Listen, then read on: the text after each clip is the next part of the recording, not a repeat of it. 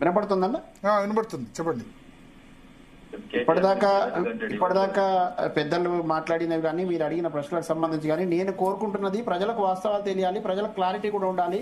తర్వాత ప్రభుత్వము ఇప్పుడున్నటువంటి ప్రతిపక్షానికి మధ్యలో జరుగుతున్నటువంటి రాజకీయ క్రీడలుగా కాకుండా నిజాలు నిగ్గు తేల్చాలి, తప్పు చేసిన దోషుల్ని శిక్షించాల్సిన అవసరం ఉందని బలంగా భావిస్తున్న ప్రజల తరపు నుంచి.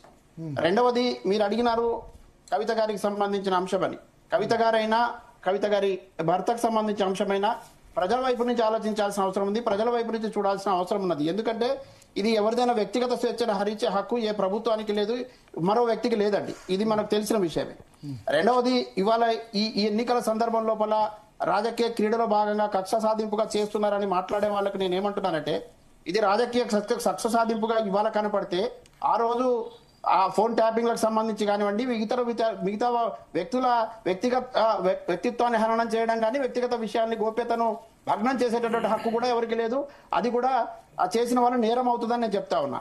రెండవది ఇప్పుడున్నటువంటి పరిస్థితిలో ఒక వ్యభిచారం కంటే కూడా నీచమైనటువంటి పద్ధతిలో ఈ ఫోన్ ట్యాపింగ్ జరిగిందనేది మొత్తం మాట్లాడుకున్న సందర్భం లోపల న్యాయ వ్యవస్థని, చట్టాన్ని కూడా ధిక్కరించి దాన్ని కూడా అబాస్పాలు చేసి అధికారం చేతిలో ఉంది కదా అని ఇష్టం వచ్చినట్టు వ్యవహరించినటువంటి వాళ్ళు ఇవాళ అధికారుల మీద మాత్రమే చర్యలు తీసుకోవాలని, మాకు మాత్రం సంబంధం లేదని మాట్లాడుతున్న శుద్ధపూస మాటలు ఏదైతే ఉన్నాయో అది ప్రజలు అర్థం చేసుకుంటా ఉన్నారు. ఇంకా అట్లాంటి మాటలు బంద్ చేసి చట్టానికి, న్యాయానికి సహకరించాలని నేను కోరుతా ఉన్నా. ఫైనల్గా ఇవాళ ఇప్పుడు జరుగుతున్నటువంటి దాంట్లో కొంత అనుమానం కలుగుతా ఉంది. నిన్న మొన్న హరీష్ రావు గారు వచ్చిపోయిన సందర్భం, ఇవాళ కేటీఆర్ గారు రేపు వస్తారనుకున్న సందర్భం లోపల టీఆర్ఎస్ నాయకులు మాట్లాడుతున్నటువంటి పద్ధతి చూస్తుంటే కనుక మాకు అనుమానాలు కలుగుతా ఉన్నాయి. మరొకసారి ఈ రాష్ట్రంలో శాంతి భద్రతలకు విఘాతం కలిగించేటువంటి కుట్ర బీఆర్ఎస్ పార్టీ వైపు నుంచి జరుగుతుందేమని మాకు అనిపిస్తా ఉన్నది. ఎందుకంటే ఒక నింద మోపబడినప్పుడు, ఒక ఆరోపణ చేయబడినప్పుడు, ఆరోపణకు సంబంధించి అధికారులు పిలిచినప్పుడు వచ్చి వివరణ ఇవ్వాల్సింది పోయి రాద్ధాంతం చేసుకుంటా మా ఇష్టం వచ్చినట్టు మేము మాట్లాడతాం, ఇది రాజకీయ కక్ష అని మాట్లాడుతుంటే, గతంలో జరిగినటువంటి వాటికి సంబంధించి చెప్పేటప్పుడేమో మళ్ళీ పదే దాన్ని ఒక రాజకీయ కోణంలోనే చూపించే ప్రయత్నం చేసి ప్రజల్ని కన్ఫ్యూజ్ చేసే ప్రయత్నం చేస్తా ఉన్నారు. కవిత గారి అంశానికి వచ్చినప్పుడు ఇంటి ఆడబిడ్డకు సంబంధించి అంశం అనేటువంటి విషయం, తర్వాత ఇంటి అల్లుడికి ఫోన్ కూడా ట్యాప్ చేశారనే అంశం ఇప్పటివరకు ప్రజల్లో చర్చ ఉన్నది.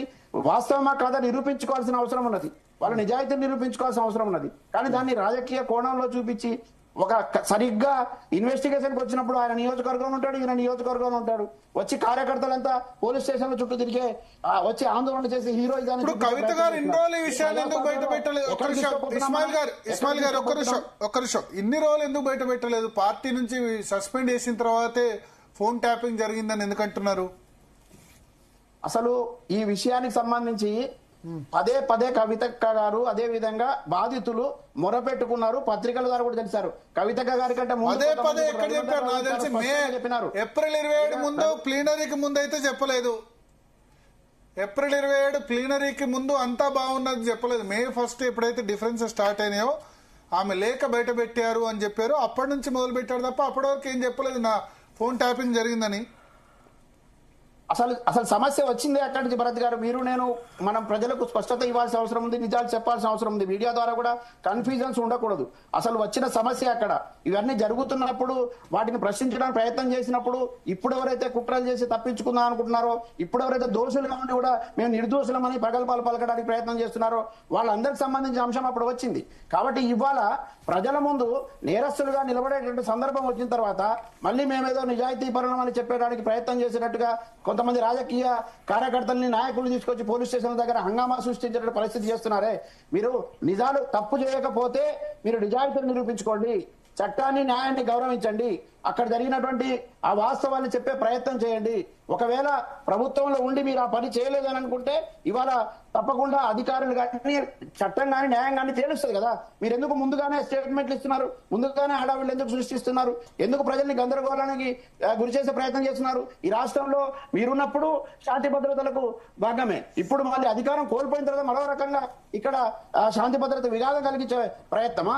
జనాల సమీకరణ ఎందుకండి? ఎందుకు మనం సామాన్యంగా ఇప్పుడు మీకో నాకో ఒక ఆరోపణ వచ్చింది అనుకోండి, మనం వెళ్ళట్లేదా ఒంటరిగా? మనం వెళ్ళి మాట్లాడమా? వీళ్ళెందుకు జనాలు తీసుకొని వెళ్ళి పోలీస్ స్టేషన్ల చుట్టూ తర్వాత గొప్ప కార్యక్రమం చేసినట్టు పార్టీ ఆఫీసుల దగ్గర ఒక హంగామా తర్వాత కృష్ణార్జుననే టైటిల్స్ పెట్టుకొని సన్మానాలు చేసుకున్నటువంటి ఒక గొప్ప కొంచెము అది ఏవగింపుగా ఉంది, ప్రజలు గమనిస్తా ఉన్నారు. ఇటువంటి ఏదో గొప్ప ఇది ఫోన్ ట్యాప్ చేయొచ్చా? ఒక ఆడబిడ్డకు సంబంధించిన అంశం అట్లా చేయొచ్చా? ఓకే. ఎస్ దిలీపాచారి గారు.